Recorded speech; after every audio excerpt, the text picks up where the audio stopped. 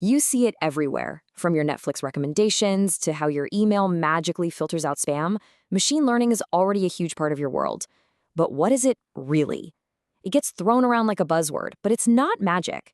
So in this explainer, we're going to demystify it, we're going to break it all down, and build a really clear picture of how it works from the ground up. Let's get into it.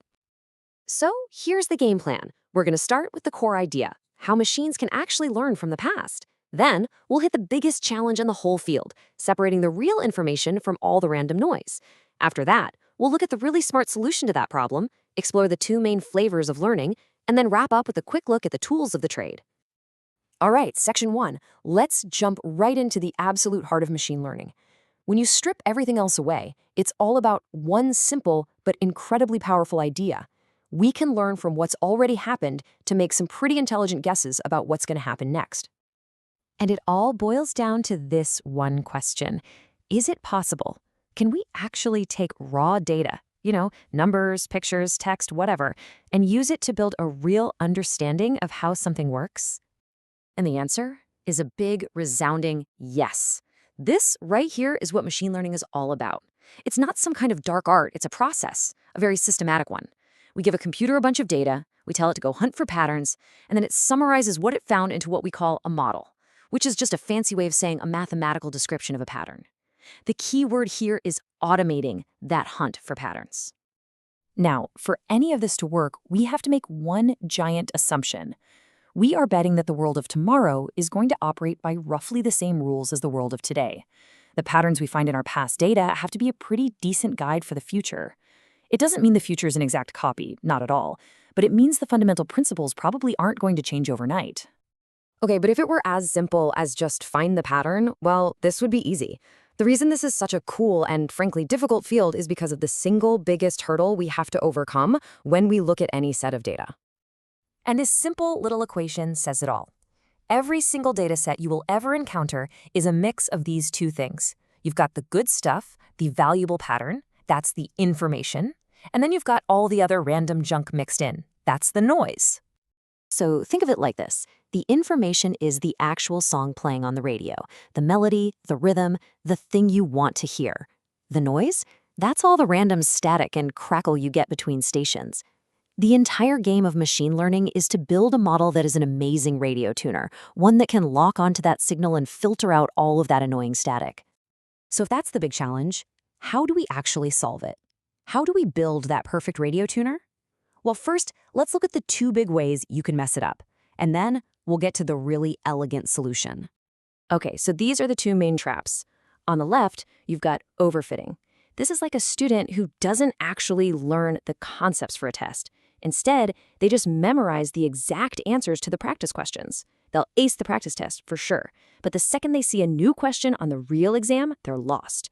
Their model has memorized the noise. Then on the right, you have the opposite problem, underfitting. This is the student who didn't really study at all. The model is way too simple and it completely missed the main point.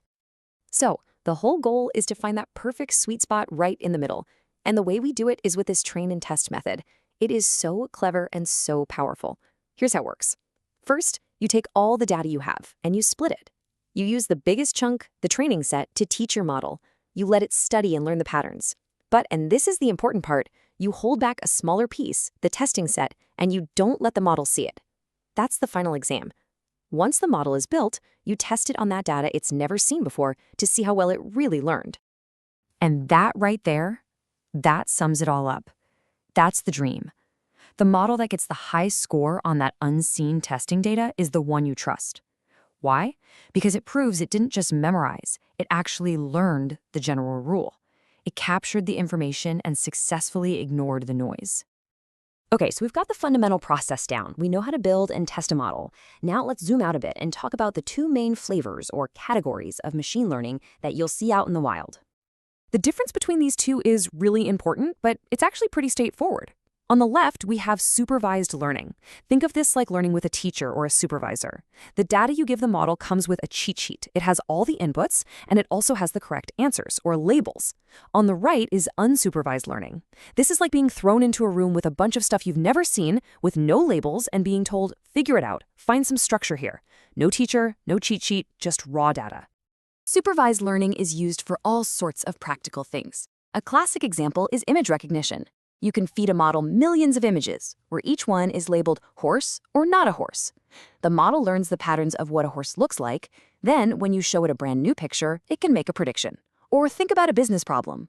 You can give a model data on all the employees who have left in the past. It learns the patterns, and then it can help you predict which of your current employees might be at risk of leaving.